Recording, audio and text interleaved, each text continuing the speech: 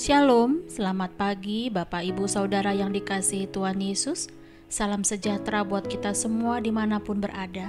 Saya kembali mengajak Bapak Ibu Saudara semua untuk bersaat teduh dan berdoa dalam renungan penuntun kehidupan setiap hari. Kiranya damai sejahtera dan sukacita oleh Roh Kudus melimpah dalam hati dan kehidupan kita semua. Tema firman Tuhan pagi hari ini berjudul Jangan beri keuntungan kepada iblis. Nats bacaan firman Tuhan terdapat di dalam Roma 8 ayat 35 sampai 37. Demikianlah firman Tuhan. Siapakah yang akan memisahkan kita dari kasih Kristus? Penindasan atau kesesakan? Atau penganiayaan? Atau kelaparan? Atau ketelanjangan? Atau bahaya? Atau pedang?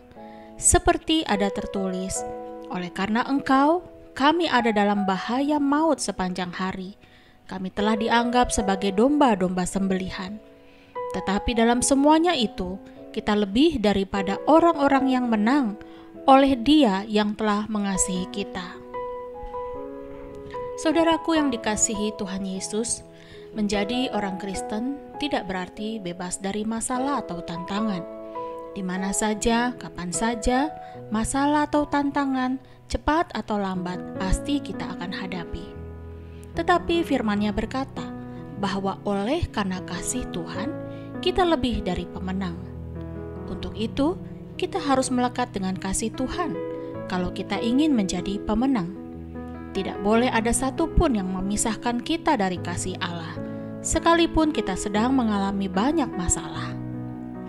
Dalam 1 Petrus 5 ayat 8, kita ketahui bahwa si iblis berjalan keliling sama seperti singa yang mengaum-ngaum dan mencari orang yang dapat ditelannya.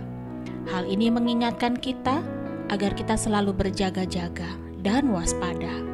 Kita harus memastikan setiap hari melekat dengan Tuhan. Sebab orang yang tidak melekat dengan Tuhan, mudah bagi iblis untuk menggoyahkan kita, mencobai kita, dan menghancurkan kita. Kalau Tuhan menjanjikan kita lebih dari pemenang, berarti kita harus melewati peperangan. Alkitab memberitahukan kepada kita bahwa peperangan kita sesungguhnya bukanlah melawan darah dan daging, melainkan melawan roh-roh jahat di udara. Efesus 6 ayat 12. Tahukah saudara, menang dalam pertandingan atau perlombaan itu sangat berbeda dari menang terhadap amarah kita, terhadap nafsu, terhadap godaan, terhadap dendam, keputusasaan, keraguan akan Tuhan, ataupun terhadap keinginan-keinginan daging lainnya. Sayangnya, banyak orang Kristen telah berhasil ditipu oleh iblis melalui tabiat daging kita yang ditulis dalam kitab Galatia 5 ayat 19 sampai 21. Dan semua tabiat daging dapat menjadi model iblis untuk mengalahkan kita. Untuk itu, jangan mau tertipu dan jangan juga membuka celah kepada iblis. Karena Efesus 4 ayat 27 juga berkata, janganlah beri kesempatan kepada iblis. Menjadi lebih dari pemenang itu bukanlah lagi sekedar sebagai suatu kemungkinan, melainkan suatu kepastian kalau kita tidak memberi kesempatan kepada iblis untuk mencobai kita. Jadi saudara, mari kita terus berjaga-jaga agar jangan sampai kita memberi keuntungan kepada si iblis. Allah telah memberikan kepada kita jaminan untuk menjadi orang yang lebih dari pemenang. Dengan menggunakan selengkap senjata Allah seperti yang tertulis di dalam Efesus 6 ayat 11, kenakanlah seluruh perlengkapan senjata Allah supaya kamu dapat bertahan melawan tipu muslihat iblis. Mari kita menangkan peperangan, sebab kita dipanggil menjadi bangsa yang terpilih, imamat yang rajani, bangsa yang kudus, umat kepunyaan Allah sendiri. 1 Petrus 2 ayat 9. Amin. Mari kita berdoa. Bapa, kami sungguh percaya bahwa Engkau tidak pernah gagal menjadikan kami umat pemenang. Untuk itu, tolonglah kami Bapa, agar kami tidak terlena terhadap tipu muslihat iblis, sehingga karakter Kristus tidak dapat tumbuh dalam diri kami.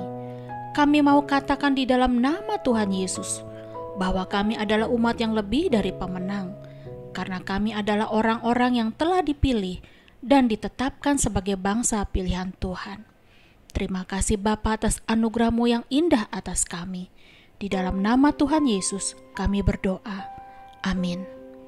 Kiranya berkat yang sempurna dari Allah Bapa, kasih karunia dari Tuhan Yesus Kristus, dan persekutuan indah dengan Roh Kudus menyertai kita semua dari sekarang ini dan sampai selama-lamanya.